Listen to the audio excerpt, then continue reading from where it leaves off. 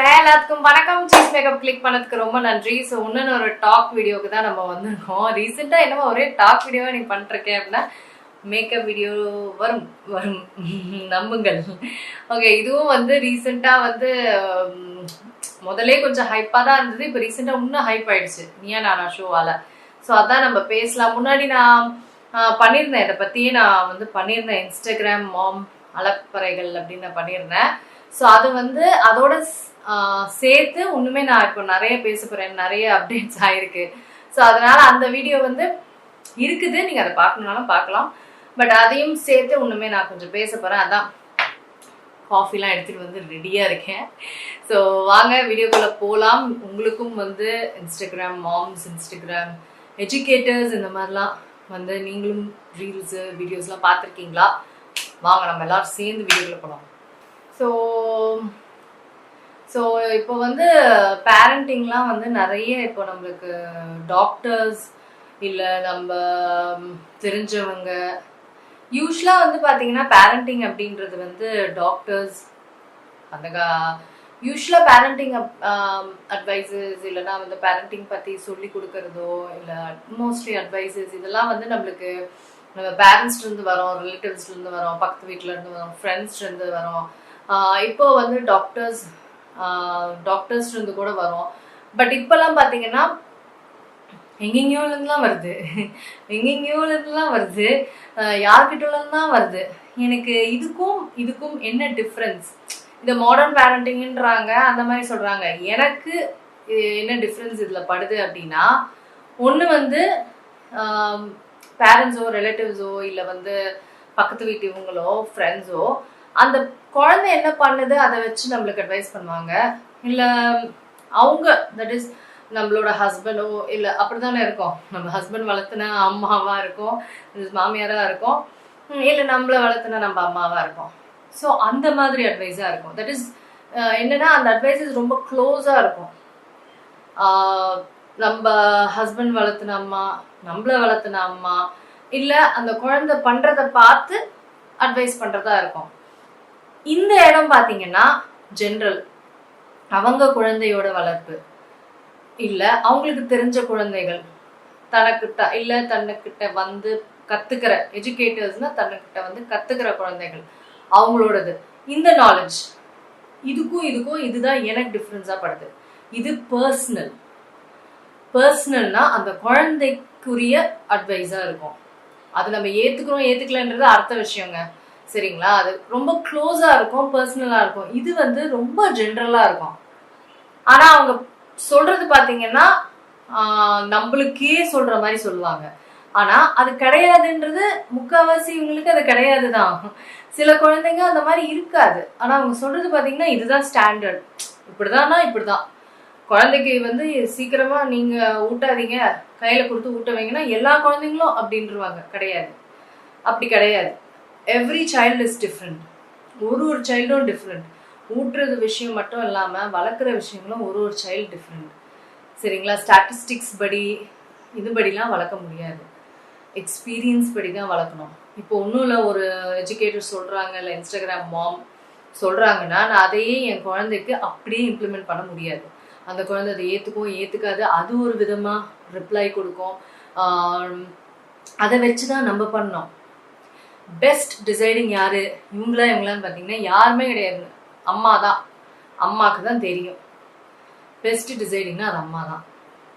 So நம்ம வந்து இவங்க சொல்றத இல்லை இவங்க சொல்றத அப்படியே நம்ம ஃபாலோ பண்ண முடியுமானா வாய்ப்பே இல்லை, முடியவே முடியாது.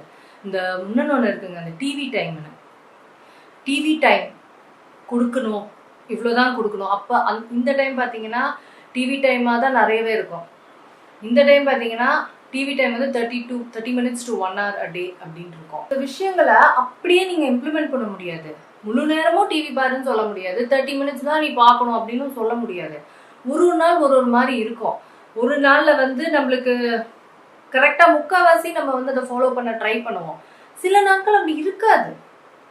நம்மளுக்கு வந்து ஒரு நாள் ஒரு மாதிரி இருக்கும். எல்லா நாளும் பக்காவாலாம் பண்ண முடியாது. சில டைம்ஸ் எக்ஸ்ட்ராவா தான் கொடுக்குற மாதிரி இருக்கும், சில டைம்ஸ் வேற மாதிரி அதை கொடுக்குற மாதிரி இருக்கும். அது வந்து நம்ம ஃபேமிலி சம்மந்தப்பட்டது.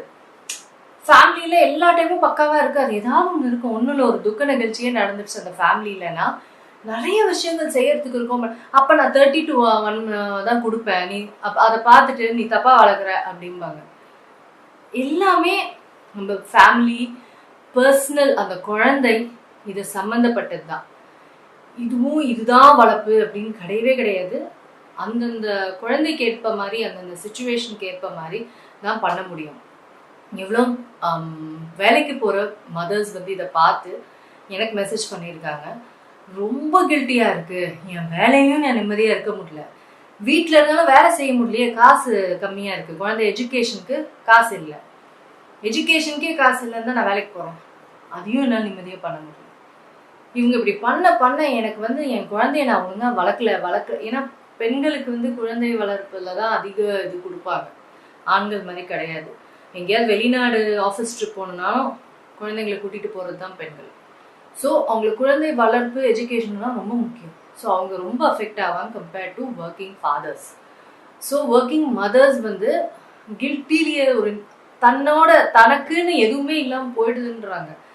நான் பார்த்த சில மாம்ஸ்லாம் பார்த்தீங்கன்னா விதவிதமாக சமைச்சு கொடுக்குறாங்க அந்த குழந்தைக்கு, 3 வேளையும் விதவிதமாக. ஏன்னா அவங்க அதை வேற காமிக்கிறாங்க, என்னென்ன என் குழந்தை சாப்பிடுதுன்னு விதவிதமாக சமைச்சு கொடுக்குறாங்க ஒரு நாளையில். அடுத்தது டிஃப்ரெண்டாக அவங்களே கேம்ஸ் கிரியேட் பண்ணி இன்டல்ஜ் பண்ணுறாங்க அந்த குழந்தைய டிவி டைம் இல்லாமல். ஸோ இதெல்லாம் எல்லாரோடையும் செய்ய முடியுமா? கண்டிப்பாக கிடையாது. எனக்கு என்னென்னா, இதை பார்த்து இன்ஃப்ளூயன்ஸ் ஆகாதீங்க, இதை பார்த்து கில்ட்டி ஆகாதீங்கன்றது தான் என் அட்வைஸு. இதை ஸ்டாப் பண்ணுங்கன்றலாம் வாய்ப்பே இல்லை. நம்ம அந்த கால இவங்களையும் ஸ்டாப் பண்ண முடியாது, அட்வைஸையும் இந்த கால இவங்களையும் ஸ்டாப் பண்ண முடியாது. நம்ம தான் நம்மளுக்கு ஏற்ப நம்ம வந்து அதை எடுத்துக்கணும். இல்லைன்னா தே வில் பிரேக் யூ. 2 சைடுமே சொல்கிறேன், they will break you. Once அம்மாவை பிரேக் பண்ணிட்டா சைல்டை ஈஸியாக என்ட்ராயிட முடியும். தயவு செஞ்சு பிரேக் ஆகிடாதீங்க. நீங்கள் ஒர்க்கிங் இல்லையோ அந்த குழந்தைய நீங்கள் பார்க்குறீங்க. நம்ம ஒன்றும் இல்லைங்க, ஒரு எக்ஸாம்பிளுக்கு சொல்கிறேன், ஒரு வாரத்தில் நீங்கள் 3 வேலையும் டிஃப்ரெண்ட்டாகவே செய்கிறீங்க, ஒர்க்கிங்லேயே நீங்கள் முடிஞ்சது செய்கிறீங்கன்னு வச்சுக்கோங்களேன். எல்லாமே ஒரே மாதிரி சாப்பிட்ருமா அந்த குழந்தை. தட்டில் போட்டோன்னேயோ இல்லை ஹை சேரில் உட்கார வச்சு சாப்பிட வச்சாலோ ஒரே மாதிரி எல்லாத்தையும் 3 வேலையும் ஒரே மாதிரி சாப்பிட்றோம் கிடையாதுங்க. நம்மளே அப்படி சாப்பிட மாட்டோம். இப்போ அவசரத்துக்கு உப்புமா செய்யணும்னா உப்புமா என்ன ரசிச்சு சாப்பிட்றதுன்னு சாப்பிட்ருவோமா? கண்டிப்பாக கிடையாது. குழம்பிட்டு சரி என்ன பண்ணுற சாப்பிட்டாலும் அப்படின்னு சாப்பிடுவோம். அதே தான் குழந்தைங்களும் எல்லா உணவும் ஒரே மாதிரி பக்காவாக சாப்பிட்டு முடிக்க மாட்டாங்க. இது அவங்க அதை காமிக்கிறாங்கன்னா காமிக்கிட்டோன்னு முட்டுருங்க. எல்லா ஃபுட்டும் ஒரே மாதிரி கிடையாது. நம்ம அவசரத்துக்கு செய்கிறதும் இருக்கும், டைம் எடுத்து செய்கிறதும் இருக்கும், அவங்களுக்கு பிடிச்சது செய்கிறதும் இருக்கும். எவ்ரிதிங் ஒரே ஸ்லேட்டில் இருக்காது. ஸோ அவங்க சிலதை விரும்பி சாப்பிடுவாங்க, சிலதை விரும்பாமல் சாப்பிடுவாங்க. அதை ஃபோர்ஸ் ஃபீட் பண்ணி தான் ஆகணும். அதுக்காக பட்னியாக போகணும் விடவும் முடியாது. ஓரளவுக்காவது ஃபோர்ஸ் ஃபீட் பண்ணணும். ஃபுல் தட்டையும் ஃபோர்ஸ் ஃபீட் பண்ணலனாலும் அது ஒரு கால்வாசியாவது ஃபோர்ஸ் ஃபீட் பண்ணதான் ஆகணும். ஃபோர்ஸ் ஃபீடே நீ பண்ணக்கூடாதுன்னு சொல்கிறதுலாம் அன்இமேஜினபிள். என்னால் அதை இமேஜின் பண்ணவே முடியாது. கயல் என்னோட குழந்தை. கயல் பார்த்தீங்கன்னா ஷீஸ் அ ஃபுட்டி. அவள் வந்து நல்லா சாப்பிட்ற குழந்தை தான். ஆனால் சில ஃபுட்ஸ் சாப்பிட மாட்டா. அப்போ என்ன பண்ணுறது? என் சாம்பார் சாதம் அவங்களுக்கு சுத்தமாக பிடிக்காது. எப்போவாது என்னால் முடியலன்னா சாம்பார் தான் செய்கிற மாதிரி வரும்.